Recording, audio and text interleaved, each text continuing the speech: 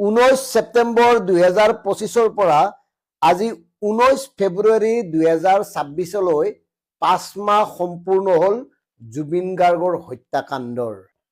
5 মাহত আমি কি পালো? জুবিন গাৰ্গ নোহোৱা হ'ল আটাইতকৈ লাভ কাৰ হ'ল? এই কথাবোৰ আজি নতুনকৈ মনলৈ আহিছে। এই যে 5 মাহ জুবিন গাৰ্গ নাই, অথচ লাহে লাহে তথাকথিত বিশিষ্ট লোকসকলে জুবিন গাৰ্গক পাহৰিবলৈ আৰম্ভ কৰিছে। এই যে কেইগৰাকীমান বিশিষ্ট লোকক, সাধাৰণ লোকৰ বাবে তেওঁলোক তথাকথিত, তেতিয়াও কৈছিলো আজিও কৈছো, আৰু সেইসকল লোকক যে SIT-য়ে চাহ খাবলৈ মাতি জুবিন গাৰ্গৰ হত্যাকাণ্ডৰ তদন্ত কি ধৰণে কৰিব পৰামৰ্শ বিচাৰিছিল, আলোচনা কৰিছিল, কি হ'ল, ক'ত গ'ল তেওঁলোকে অসমবাসীক জনাব লাগে কি পৰ্যায়ত আছে জুবিন গাৰ্গৰ ন্যায়িক প্ৰক্ৰিয়া, আৰু কিমান দিন লাগিব জুবিন গাৰ্গৰ মূল হত্যাকাৰীক কৰায়ত্ব কৰিবলৈ।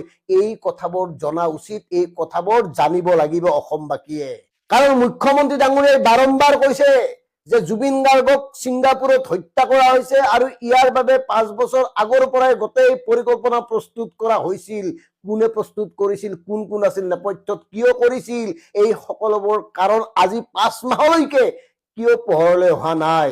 জুবিন গাৰ্গক পাহৰি এতিয়া এই ৰাজনৈতিক নেতাসকলে ইজনে সিজনলৈ বোকা ছটিওৱা খেলখন আৰম্ভ কৰি দিছে। কেইদিনমান পিছত নিৰ্বাচন আহিব, নিৰ্বাচনক লৈ ব্যাপক উৎসাহ। এই যে অধিৱেশনখন শেষ হ'ল, অসম চৰকাৰৰ, এইখন চৰকাৰৰ শেষ অধিৱেশনখনত জুবিন গাৰ্গৰ কথা ওলাল নে? জুবিন গাৰ্গৰ হত্যাকেন্দ্ৰিক এই ন্যায়িক বিষয়টো কিমান দূৰলৈ গৈছে, কিমান আগবাঢ়িল, সেই কথাবোৰ আলোচনা হ'ল নে? কেতিয়ালৈকে জুবিন গাৰ্গৰ সকলোবোৰ তথ্য পোহৰলৈ আহিব, এই কথাবোৰ বিধানসভাত আলোচনা হ'ল নে? আনহাতে আৰু এটা কথা মন কৰক, নিৰ্বাচন আয়োগক শাসক পক্ষই আহ্বান জনাইছে বিহুৰ পূৰ্বে, অৰ্থাৎ বহাগ বিহুৰ পূৰ্বে নিৰ্বাচন অনুষ্ঠিত কৰিবৰ বাবে। কিয় বহাগ বিহুৰ পূৰ্বে নিৰ্বাচন অনুষ্ঠিত কৰিবলৈ তৎপৰ হৈ পৰিছে শাসক পক্ষ? কিয়? ইয়াৰ নেপথ্যৰ কাৰণ কি? নেপথ্যৰ বেলেগ কাৰণ নাই। কাৰণ মুখ্যমন্ত্ৰী ডাঙৰীয়াই কৈছিল যে যদিহে এইখন চৰকাৰে জুবিন গাৰ্গক ন্যায় দিব নোৱাৰে তেতিয়াহ'লে ভোট দিব নালাগে। এতিয়া নিৰ্বাচন আহিল, বহাগ আহিল, আৰু বহাগৰ মঞ্চত জুবিন অবিহনে কোনোবাই বহাগৰ কল্পনা কৰিব পাৰিবনে?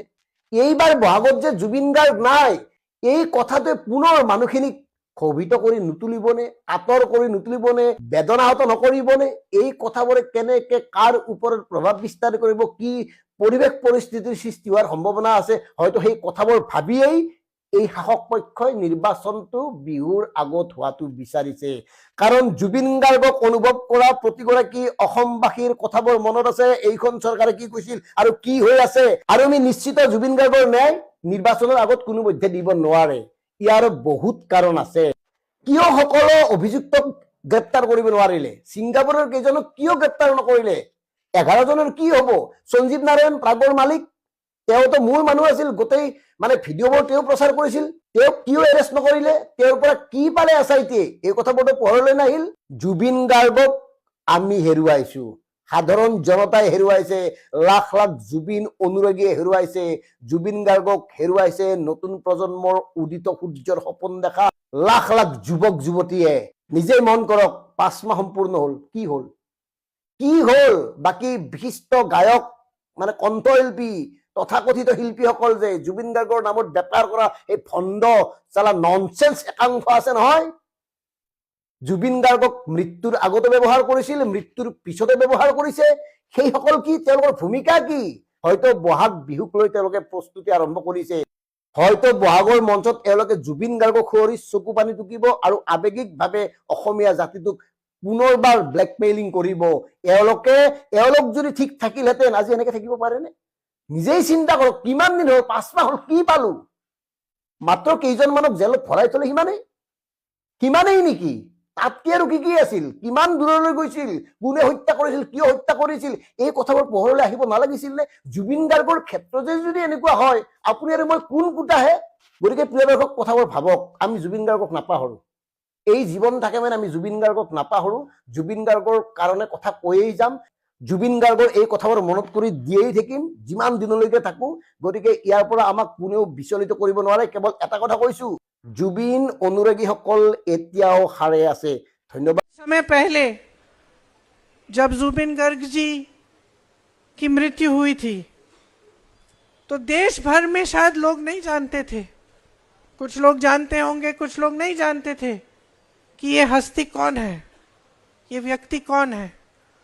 लेकिन जिस दिन उनकी मृत्यु हुई तो पूरा देश आपकी तरफ देखने लगा, असम की तरफ। पूरे देश ने देखा कि असम के एक एक वासी, एक एक नागरिक, एक एक महिला पुरुष, भाई बहन, बेटा बेटी, एक एक माँ, एक एक पिता की आंखों में आंसू है। सबने देखा। और हम जो दूर बैठे थे, हम समझने की कोशिश कर रहे थे कि क्या थी वो चीज, कौन सा जज्बात था, कौन सी भावना थी जिसने असम के लोगों को इस व्यक्ति से जोड़ा। उस समय मैंने भी सारी खबरें पढ़ी, मैंने उनके गाने सुने, उनके वीडियो देखे, और मैंने क्या देखा, मैंने पहचाना कि ये तो असम की जनता की आवाज होगी। क्योंकि अगर ये असम की जनता की आवाज नहीं थी तो असम की जनता इस तरह से नहीं रोती, इस तरह से दुखी नहीं होती। इस व्यक्ति के लिए ये कोई नेता नहीं थे कि आप वोट दे रहे हो, आपके गांव में विकास हो रहा है या कुछ आपको उसमें से मिल रहा है। ये तो एक जज्बाती जुड़ाव था, लगाव था। और जितने भी वीडियो मैंने देखे, जितने भी गाने मैंने सुने, उसमें एक अलगाव का शब्द नहीं था, एक बार घृणा की बात नहीं थी, एक बार ये बात नहीं कही कि तुम मेरे दुश्मन हो या वो तुम्हारे गांव में दुश्मन है तुम्हारा, उसको खदेड़ दो या इसको खदेड़ दो या उसको मार दो, उसको पीट दो। उसकी सिर्फ एक बात थी, हर गाने में, हर वक्तव्य में, और वो थी प्रेम की बात, लगाव की बात, एकजुटता की बात, एकता की बात। तो जब मैं यहां आ रही थी आज, मेरे मन में ये बात थी कि अगर असम की जनता के दिल में ये बातें नहीं होती तो क्या वो इस व्यक्ति से जुड़ती? नहीं। इसका मतलब है कि कहीं ना कहीं असम के हर नागरिक, हर व्यक्ति के दिल में ये बात है कि हमें वो असम चाहिए। उस असम के लिए दर्द है जो उनके आंखों के सामने खोया जा रहा है। कौन सा असम है वो? एक असम जिसमें सब एकता से रहते थे। कौन सा असम है वो? जिसकी एक सभ्यता, एक संस्कृति है, जिसको आपको बचाना है। जुबिन जी एक तरह से असम की आत्मा की आवाज थी। देखिए,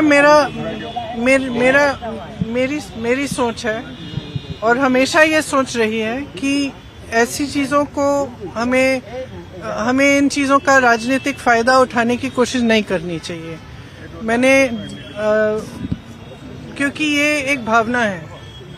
और कल भी मैंने बात की अपने कार्यकर्ताओं से कि जुबिन जी के जब उनकी मृत्यु हुई तो हम लोग जो असम के नहीं हैं, हमने जब देखा कि किस तरह से असम की जनता उनसे प्रेम करती है, किस तरह कितनी श्रद्धा थी, चाहे कोई भी परिवार का हो, माता पिता, बच्चे, बेटे बेटियां, भाई बहन, सबके आंखों में आंसू थे। और हमने ये सोशल मीडिया में हमने ये सब देखा, तो हम बाहर से जो देख रहे थे, हम समझने की कोशिश कर रहे थे कि क्या है ये भावना, ये इमोशन जिसकी वजह से जनता इस व्यक्ति से जुड़ी हुई है। तो मैं कल भी कह रही थी अपने कार्यकर्ताओं से कि जुबिन जी एक तरह से असम की आत्मा की आवाज थी, असम की अभिव्यक्ति थे, जो आस्ते आस्ते मेरे ख्याल से बहुत लोगों को ऐसा लग रहा है, जितने लोगों से मैं बात कर रही हूँ और मैं मिल रही हूँ, उनको ऐसा लग रहा है कि एक हमारा जो असम है, जिसके लिए मतलब जो एक एकता का असम था, एक सभ्य असम था, आज कल रोज हिंसक बातें हैं, आक्रामक बातें हैं, ये हमारी सभ्यता नहीं है।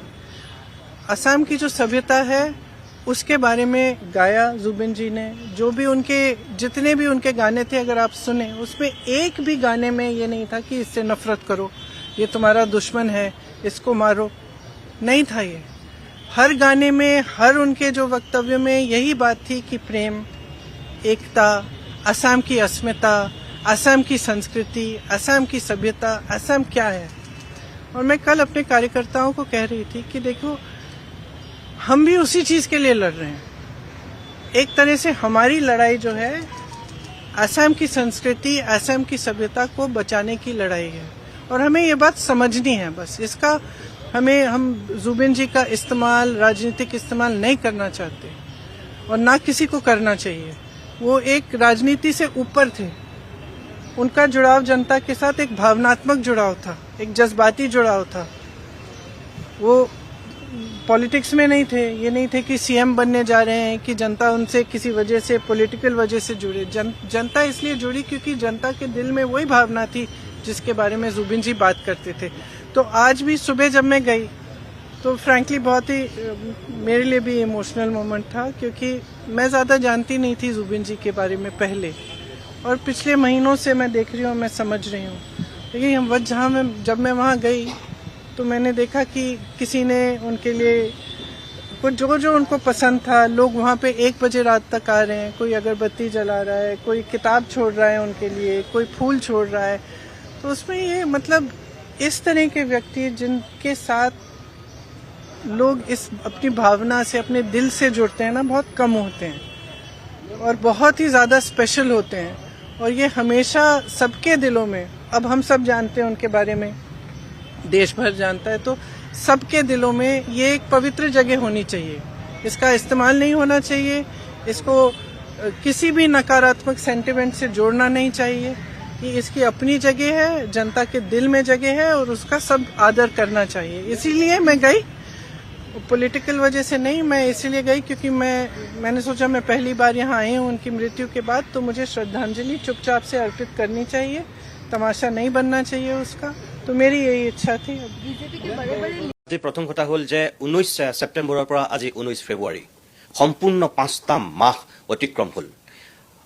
এই 5টা মাহত যদি আমি চাওঁ তেনেহ'লে দেখিম যে প্ৰথম যেতিয়া চাৰ্জশ্বিট দাখিল হৈছিল, 3 মাহৰ ভিতৰত চাৰ্জশ্বিট দাখিল কৰিম বুলি চৰকাৰে কৈ আছিল, SITয়ে কৈ আছিল যে আমি 3 মাহৰ ভিতৰত 90 দিনৰ ভিতৰত যিহেতু চাৰ্জশ্বিট দিব লাগে, আমি চাৰ্জশ্বিট 3 মাহৰ ভিতৰত যেনেকৈ হ'লেও দিম। অৰ্থাৎ জুবিন গাৰ্গৰ মৃত্যুৰ 19 ছেপ্টেম্বৰৰ পৰা আমি যদি চাওঁ তেনেহ'লে 18 ডিচেম্বৰৰ ভিতৰত চাৰ্জশ্বিট দিম বুলি কৈ সঁচাকৈ SITয়ে চাৰ্জশ্বিট দিছিল। আৰু সেই ডেটটো আছিল কেতিয়া? 12 ডিচেম্বৰ। 12 ডিচেম্বৰত চাৰ্জশ্বিট দিয়াৰ পিছত যেতিয়া প্ৰথম সেই আদালতত সেই চাৰ্জশ্বিট যেতিয়া উত্থাপন হৈছিল, সেই ডেটটো কেতিয়া আছিল? তাৰ 4 দিনৰ পিছত 16 ডিচেম্বৰত CJM আদালতত 16 ডিচেম্বৰত প্ৰথম চাৰ্জশ্বিট উত্থাপন কৰা হৈছিল। আৰু CJM আদালতত উত্থাপন হোৱাৰ পিছত যিটোক আমি ফাৰ্ষ্ট শুনানি বুলি ক'ম, সেইটো কেতিয়া? ছেছন কোৰ্টলৈ যেতিয়া হস্তান্তৰ কৰা হৈছিল CJMৰ পৰা, ছেছন কোৰ্টত শুনানি কেতিয়া আৰম্ভ হৈছিল সেই ডেটটো যদি আমি চাওঁ তেনেহ'লে দেখিম যে তাৰ পৰা 5 দিনৰ পিছত 22 ডিচেম্বৰত প্ৰথম শুনানি আৰম্ভ হৈছিল মানে ছেছন কোৰ্টত। সেই 22 ডিচেম্বৰৰ পৰা আজিৰ দিনটোলৈকে আমি যদি চাওঁ কেইটা শুনানি হ'ল তেতিয়াহ'লে, প্ৰথম শুনানি 22 ডিচেম্বৰত, দ্বিতীয় শুনানি হৈছিল 3 জানুৱাৰীত, তৃতীয় শুনানি হৈছিল 17 জানুৱাৰীত, চতুৰ্থ শুনানি হৈছিল 22 জানুৱাৰীত, পঞ্চম শুনানি হৈছিল 30 জানুৱাৰীত, ষষ্ঠ শুনানি হৈছিল 13 ফেব্ৰুৱাৰীত, আৰু এতিয়া সপ্তমটো শুনানি হৈছে যোৱা 16 ফেব্ৰুৱাৰীত। এই যে ইয়াৰ এই 7টা শুনানি হৈ গ'ল, এই 7টা শুনানিত মই অসমৰ দৰ্শকসকলক ক'ব বিচাৰোঁ, অসম চৰকাৰক মই ক'ব বিচাৰোঁ, এই 7টা শুনানিত আমি কি দেখিবলৈ পালোঁ? জুবিন গাৰ্গৰ পৰিয়ালে, জুবিন গাৰ্গৰ অনুৰাগীয়ে, জুবিন গাৰ্গৰ ফেন ক্লাবৰ পৰা আৰম্ভ কৰি লাখ লাখ জুবিন অনুৰাগীয়ে কি পালে এই 7টা শুনানিত? 5 মাহ অতিক্ৰম কৰিছে। কিন্তু মুখ্যমন্ত্ৰী হিমন্ত বিশ্ব শৰ্মাই কৈছিল যে যদি জুবিনক আমি ন্যায় দিব নোৱাৰোঁ তেতিয়াহ'লে আমাক ভোট দিব নালাগে। মুখ্যমন্ত্ৰীৰ সেই বক্তব্যটোৰ আঁত ধৰিয়েই মই তেখেতক এতিয়া সুধিব বিচাৰোঁ, তেখেতে যে কয় মাজে মাজে জুবিনকতো আমি ন্যায় দিলোঁ, অভিযুক্তকতো আমি জেলত ভৰাই থলোঁ, তাৰমানে ন্যায়টো তাতেই হৈ গ'ল নেকি? মুখ্যমন্ত্ৰীৰ ন্যায়ৰ সংজ্ঞাটো সেই তাত সীমাবদ্ধ হৈ আছে নেকি যে অভিযুক্তসকলক জেলত ভৰাই থৈ মানে ন্যায় পাই গ'ল নেকি অসমৰ জনসাধাৰণে? জুবিন গাৰ্গক কেনেকৈ হত্যা কৰা হৈছিল? তেখেতে কৈছিল নহয় জুবিন গাৰ্গক হত্যা কৰা হৈছে বুলি। কেনেকৈ হত্যা হৈছিল? কিয় হত্যা হৈছিল? কোনকেইজনে হত্যা কৰিছিল? অসমৰ মানুহে আজি সেইটো জানিছেনে নাই জনা? তেওঁলোক অভিযুক্তহে, সঁচাকৈ তেওঁলোকে হত্যা কৰিছিলে নে কোনে হত্যা কৰিছিল সেই কথাটো আজিলৈকেতো স্পষ্ট হোৱা নাই। 2 নম্বৰ কথা, যি তৃতীয়টো শুনানি 17 জানুৱাৰীত যিটো তৃতীয় শুনানি হৈছিল, সেই তৃতীয় শুনানিটোতেই লোক অধিবক্তা নিয়োগ কৰা হৈছিল জিয়াউল কামাৰৰ নেতৃত্বত। যিকেইজন আৰু সহযোগী মানে তেওঁৰ লগত এজন সহযোগী আৰু 3জন এছিষ্টেণ্ট যিকেইজনক দি পেলাই লোক অধিবক্তাখন গঠন কৰা হ'ল তেতিয়াৰ পৰাতো পৰিয়ালৰ লোকে দাবী কৰি আহিছে, জুবিন অনুৰাগীয়ে দাবী কৰি আহিছে, গৰিমা গাৰ্গৰ পৰা পামী বৰঠাকুৰলৈকে যদি আমি চাওঁ তেনেহ'লে প্ৰত্যেকেইটো দাবী কৰি আহিছে যে এনেকৈ নহ'ব, যে ফাষ্ট ট্ৰেক আদালত গঠন কৰক আৰু ফাষ্ট ট্ৰেক আদালতৰ যোগেদি জুবিনৰ ন্যায় প্ৰক্ৰিয়াটো ত্বৰান্বিত কৰক। কিন্তু আজি 5 মাহতো কিয় ফাষ্ট ট্ৰেক আদালত গঠন নহ'ল? জুবিনৰ ক্ষেত্ৰত চৰকাৰখনৰ যিটো আন্তৰিকতা, সদিচ্ছা, ময়ো জুবিন আমিও জুবিন বুলিতো বিজেপি কৰ্মী ৰাজপথত নামিছিল। মুখ্যমন্ত্ৰীয়ে নিজে কৈছিল নহয় যে আদালতত চাৰ্জশ্বীট দাখিল কৰাৰ পিছদিনাখনৰ পৰাই ন্যায় প্ৰক্ৰিয়াটো ক্ষিপ্ৰ হ'বৰ কাৰণে মই নিজেও ৰাজপথত নামিম বুলি কৈছিল।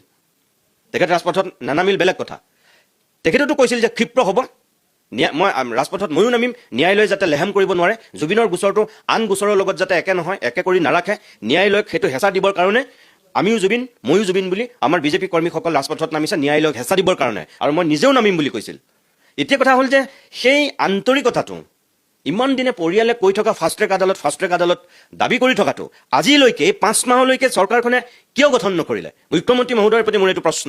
2 নম্বৰ কথা, জুবিন ক্ষেত্ৰত সৌসিদিনাখন যেতিয়া জুবিন গাৰ্গৰ পৰিবাৰ, গৰিমা শইকীয়া গাৰ্গ, তেওঁ ভগ্নী, তেওঁ অনুৰাগীসকলে যেতিয়া গৈ চাফা কৰিবলগীয়া হ'ল এই 5 মাহত, ফটোখিনি জুবিন ক্ষেত্ৰত পানী ঢালিবলগীয়া হ'ল, যেতিয়া অৰুণ গাৰ্গৰ পৰা আৰম্ভ কৰি পাৰ্থ গোস্বামীৰ পৰা একেবাৰে ৰাজা বৰুৱালৈকে জুবিন গাৰ্গৰ বাদ্যযন্ত্ৰীসকলে গৈ পেলাই যেতিয়া কৰিবলগীয়া হ'ল, গোটেই ৰাজ্যখনত সেইটোক লৈ ব্যাপক প্ৰতিক্ৰিয়াৰ সৃষ্টি হ'ল। এজন কেব চালকৰ এটা সামাজিক মাধ্যমৰ ভিডিঅ'ক লৈ তাৰপাছতে চৰকাৰে কি কৰিলে যে দোকান পোহাৰবিলাক তাৰ পৰা আঁতৰাই দিলে।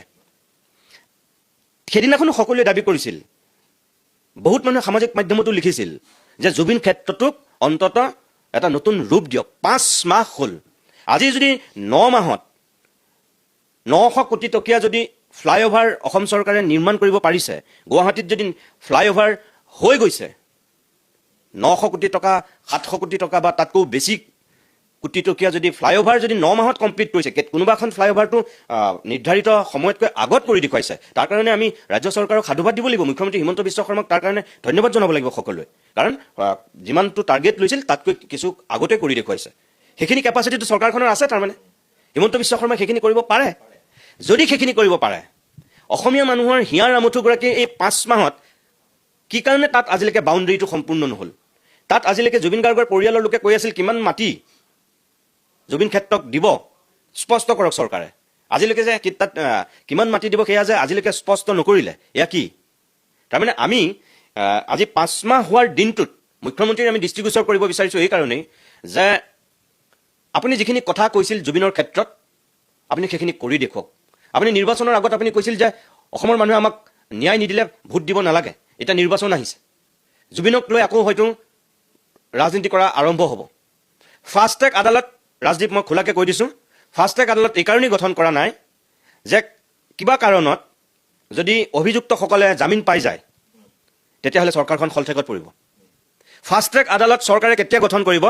যেতিয়া ফাষ্ট ট্ৰেকত এই প্ৰক্ৰিয়াটো চলিব, নিৰ্বাচনৰ শেষত যেতিয়া দীঘলীয়া প্ৰক্ৰিয়াৰে ইয়াৰ বিচাৰটো চলি থাকে।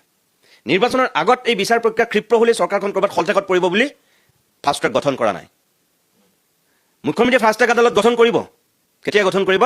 নিৰ্বাচনৰ ঠিক আগে আগে।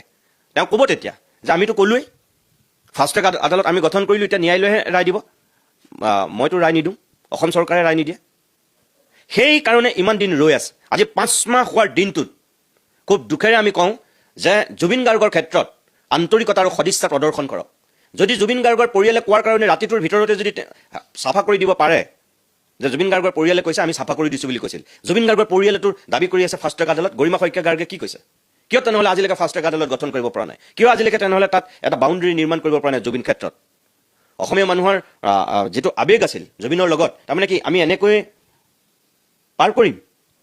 আজি জুবিন ঢুকোৱাৰ পিছত নৰেন্দ্ৰ মোদী অসমলৈ 3 বাৰ আহিলে, অমিত শ্বাহ আকৌ এতিয়া আজি আহি আছে, এবাৰোতো জুবিনৰ ক্ষেত্ৰত এটা নাম উচ্চাৰণ কৰা নাই। জুবিন গাৰ্গক কোনোবাই ভাৰত ৰত্ন দিয়াৰ কথা কৈছিল, কোনোবাই অসামৰিক সৰ্বোচ্চ সন্মান দিয়াৰ কথা কৈছিল, পদ্মশ্ৰী, পদ্মভূষণ, পদ্মবিভূষণ। ভাৰত ৰত্ন বাৰু দিব নোৱাৰে, হয়তো ঘপককৈ সেই পৰ্যায়ত সৰ্বোচ্চ ভাৰত ৰত্ন দিয়াটোত অসুবিধা আছে, তাৰ আগত পদ্মশ্ৰী বা পদ্মভূষণ, পদ্মবিভূষণ কিবা দি ল'ব লাগিব। কিয়? জুবিনকতো এইবাৰ পদ্মশ্ৰী, পদ্মভূষণ, পদ্মবিভূষণ একো নিদিলে। প্ৰধানমন্ত্ৰী গৃহমন্ত্ৰী দুবাৰ তিনিবাৰকৈ আহি গ'ল, এটা টু শব্দ নক'লে। ময়ো জুবিন আমিও জুবিন বুলি অকল ৰাজপথত নামিলে জুবিনৰ প্ৰতি আনুগত্য প্ৰদৰ্শন কৰা হ'ব নেকি? নহ'ব। সেইটো কাৰণে মুখ্যমন্ত্ৰীৰ প্ৰতি আমাৰ আহ্বান যে সঁচা আন্তৰিকতা প্ৰদৰ্শন কৰি আজি আপোনালোকৰ চৰকাৰৰ অন্তিমখন আজি বিধানসভাৰ অধিৱেশন শেষ হৈছে।